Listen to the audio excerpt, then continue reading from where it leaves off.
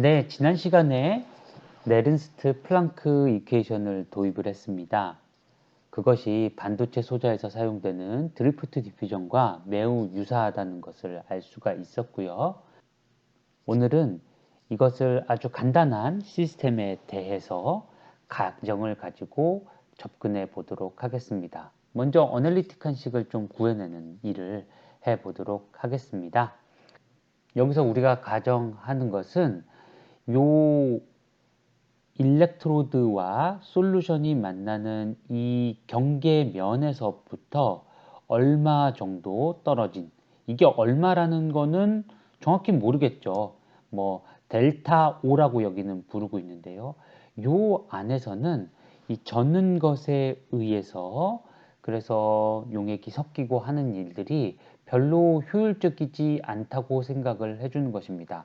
이쪽에서는 열심히 저어주고 있죠. 용액 안에 들어있는 이온들의 농도가 균질하게 유지가 되고 있겠지만 이쪽은 바로 여기 일렉트로드 옆이기 때문에 이런 일들이 별로 효과를 발휘하지 못하고 있다고 생각을 하는 것입니다. 그러니까 이러한 과정을 통해서 요 거리 델타 O 사이에서는 각각의 농도들이 이 이퀄리브리움 농도인 이 스타로 표시된 값에서부터 벗어날 수 있다고 생각을 해보자는 것이죠. 그리고 서포팅하는 전해질이 충분히 들어가 있어서 그래서 역시 전기장 같은 것들도 이 안에서 생성이 되기는 어렵다고 생각을 해보도록 하겠습니다. 그러면은 마이그레이션은 별로 중요하지 않겠죠. 이쪽 부분에서는 그러니까 컨벡션 항도 별로 중요하지 않을 것이고 마이그레이션 항도 중요하지 않을 것이니까 결국은 디퓨전에 의해서 도미넌트하게 바뀌게 되는 그런 시스템이 될 거라는 것을 알 수가 있습니다. 말씀드렸지만 여기서요. 자, 그리고 우리가 한 가지 가정을 해야 되는 건 이쪽에는 경계에서의 그 농도, O의 농도라든지 R의 농도 같은 것들은 우리가 지금은 알 수가 없죠. 그렇기 때문에 그냥 경계에서의 O의 농도, R의 농도 같은 것들은 미지수로 잡고 시작을 해야겠습니다. 자, 그래서 말씀드렸던 것처럼 디퓨전이 도미넌트 하게 될 것이고, 그러면 J에 대한 항이 원래는 뭐 디퓨전과 그리고 마이그레이션과 컨벡션 항들을 다 포함을 하고 있었을 텐데 그 중에서 오직 디퓨전 항만이 도미넌트 하게 될 것이라는 걸 알 수가 있습니다. 그러면 뭐 이쪽 지점에서의 그 계산된 x가 제로에서 계산된 그 밀도의 기울기를 구하면 되게 될 텐데요. 실제로는 이 안에서 여기서부터 이 값에서부터 이퀄리브리움 값까지 어떻게 바뀌어 나갈까라는 것에 대해 가지고는 여러 가지 가능한 모양들이 있을 것입니다.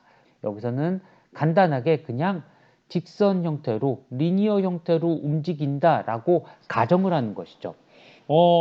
가정을 하는 이유가 있나요? 라든지 뭐 여러 가지 이야기가 나올 수 있겠죠. 그렇지만 여기서는 이런 간단한 가정을 해보도록 하겠습니다. 그리고 그러면 직선으로 움직인다 하더라도 그러면 이쪽 끝에서는 이 x0에서의 O의 컨센트레이션을 가정을 어떤 값으로 미지수로 두었다 하지만 여기서의 값은 얼마가 되어야 될까요? 그건 사실은 정확한 값은 알 수가 없을 것입니다. 하지만 우리는 어떤 걸 쓰냐면 이퀄리브리움에서의 O의 농도하고 유사할 것이다 라고 생각을 하는 것이죠. 이건 왜 그러냐면 이 델타 O를 벗어나고 나면 그때부터는 젖는 효과가 충분히 이펙티브해서 그래서 균질한 값에 이퀄리브리움의 값에 가까울 것이라고 생각을 하니까 이게 여기서 딱 정확하게 CEO의 스타가 되지 않더라 하더라도 그 값은 뭐 이점이라 하더라도 CEO 스타에 매우 유사한 값으로 나타나게 될 것이다 라는 정도는 잘 가정을 할 수 있을 것 같습니다. 자, 그래서 이런 선형 근사와 그 다음에 이쪽에서의 값을 대충 이퀄리브리움 값으로 넣자는 그런 여러 가지 가정들을 다 도입을 하고 나면 그러면 이 기울기 부분이 이와 같이 단순히 경계에서의 값, 그러니까 평형 상태에서의 값과 서피스에서의 값을 차이를 나눠주고 그것을 대충 이 가까이 있는 이 정체되어 있는 그 층의 두께로 나누어준 형태로 쓸 수가 있게 될 것입니다.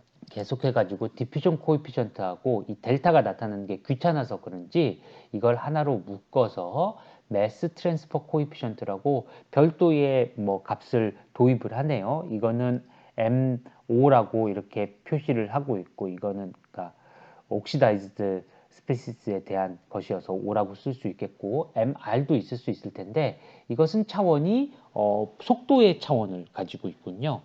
이런 값을 도입을 했다고 해봅시다. 자, 그렇게 되고 나면 다음 슬라이드에서 우리가 무엇을 알 수 있냐면요. 바로 이 플럭스를 알게 됐는데 이 플럭스가 바로 우리가 전기적으로 측정하는 전류인 I하고 무척 깊은 관계를 가지고 있다는 걸 알 수가 있죠. 다른 것이 아니라 바로 그 플럭스가 I를 이렇게 NFA, 여기서 말하는 N이라는 것은 하나의 반응당 필요한 전자의 숫자고 이건 페러데이 수가 되겠고요. 이거는 그 전극의 면적이 될 텐데 그것이 바로 플럭스하고 관계가 있을 것입니다. 그래서 여기 보시면 이퀘이션들이 두 개가 나오는데 두 개가 나오는 이유는 하나는 이 O가 움직이는 플럭스에 대한 것이고요. 또 다른 하나는 이 R이 움직이는 플럭스에 대한 것일 겁니다. 그래서 여기서는 이제 평형 상태에서의 덴시티로부터 서피스 쪽으로 움직이는 그런 확산을 생각을 할 거고요. 거기서 생성된 이 R이 다시 평형 상태에 있는 그 솔루션 쪽으로 다시 확산해 나가는 방향으로 생각을 해볼 수가 있겠죠. 다음과 같이 방정식들을 써볼 수가 있겠습니다. 자, 그러면 여기서 동일한 전류가 이제 연관이 돼 있기 때문에 이 전류를 소고를 시키게 되면 우리는 표면에서의 O의 농도와 표면에서의 R의 농도에 대한 하나의 관계식을 만드는 데 성공합니다. 여기 보시면 아시겠지만 이 매스 트랜스퍼 코에피션트 이거는 우리가 알고 있다고 생각을 해야 되는 값일 거고요. 그리고 이퀄리브리움에서의 벌크 솔루션에서의 O 덴시티라든지 R 덴시티 같은 것들도 알고 있다고 생각을 해야 될 것이고요. 우리가 모르는 것은 서피스에서의 O 덴시티, 서피스에서의 R 덴시티를 모른다고 생각을 해야 될 것입니다. 하지만 미지수가 두 개인데 방정식이 하나네요. 두 개의 미지수에 대한 하나의 방정식이 더 필요하게 되겠죠. 그것이 네른스트 이퀘이션으로 제공이 된다고 합니다. 그러니까 일렉트로드 서피스에서의 O 농도하고 R 농도, 우리가 지금 이렇게 CO at x equals 0, CR at x equals 0라고 표시하고 있는 그것이죠. 그것들은 일렉트로드 포텐셜과 이퀄리브리움 상태에 있다고 가정을 하게 되고요. 이런 경우에 다음과 같은 관계식이 주어진다고 하네요. 여기서 E라는 것이 일렉트로드 포텐셜이 되겠고요. 그리고 여기 있는 이 CO와 CR이 우리가 알려고 하는 그런 값이 미지수가 되겠습니다. C0'은 어떤 값이 될 것이고요. 자, 그래서 이것을 두 번째 방정식으로 생각을 해서 두 개를 같이 합쳐서 풀어줄 수가 있을 거예요. 자, 그렇게 되면 이제 아주 간단한 계산을 하게 되면 전압이 주어지고 나면 이 전류를 구하는데 성공을 하게 됩니다. 식이 상당히 복잡해 보이지만 사실은 간단한 두 개의 극한꼴을 생각을 해보면 아주 간단하다는 걸 아실 수 있습니다. 이 식이 복잡해 보이는 이유는 여기 익스포넨셜 항이 들어가기 때문인데요. 이 익스포넨셜 항이 몹시 커다란 그런 극한을 한번 생각을 해보죠. 요 값이 커지려면 어떻게 돼야 될까요? 요 안에 들어가 있는 이 인수가 이제 포지티브 값으로 아주 커져야 될 것이고 이를 위해서는 이 값이 네거티브 값으로 인가가 돼야 될 것입니다. 그러면 네거티브 값으로 이렇게 인가가 되었을 경우에는 이 값이 아주 커지게 되고요. 그렇게 되면 상대적으로 이 CR 스타라든지 MO 같은 이런 항들은 다 의미가 없어지게 될 것입니다. 왜냐하면 이것이 하도 큰 값이 될 테니까요. 그렇게 되고 나면 요 항들만 남게 되고 MR과 MR은 삭제가 가능하게 될 것이고요.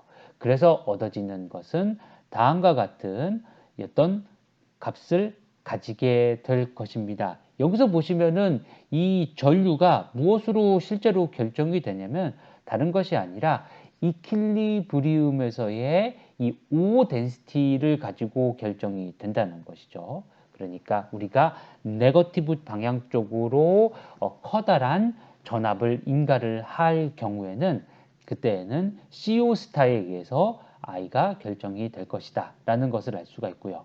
반면 예를 들어서 이 값이 포지티브 방향으로 커진다고 생각을 해볼까요? 그러면은 요 인수 자체가 네거티브 값이 되어서 익스포넨셜이 급하게 줄어들게 되고 0으로 가게 될 것입니다. 이 경우에 대해서는 이제 이 익스포넨셜이 붙고 있는 항들이 반대로 아무런 의미가 없어지게 될 것이고요. 이 항과 이 항이 의미가 있게 될 것입니다. 그때 얻어지는 값은 다음과 같이 나타나게 될 것이고요. 그것은 또 무엇으로 결정이 될 것이냐면 바로 이퀄리브리움에서의 R 덴시티 가지고 결정이 된다는 걸 알 수가 있겠네요. 자, 이와 같이 오늘 한 일을 한번 생각을 해볼까요? 오늘 한 일은 합산만으로 매스 트랜스퍼가 결정이 되는 상황을 생각을 해주고 양쪽 일렉트로드 서피스와 그 다음에 벌크 쪽의 접합변에서의 그 값들을 각각 도입을 한 후에 네른스트 이퀘이션과 조합을 해서 문제를 풀어보게 되면 전압이 포지티브로 걸렸을 때와 그리고 네거티브를 걸렸을 때의 전류의 극한꼴을 구해낼 수가 있었습니다. 이렇게 어널리틱한 방법으로 접근을 해볼 수가 있을 텐데요. 이것을 그러면 수치 해석적으로는 어떻게 계산을 해볼 수 있을까? 이거에 대해서 조금 더 다루어 보도록 하겠습니다.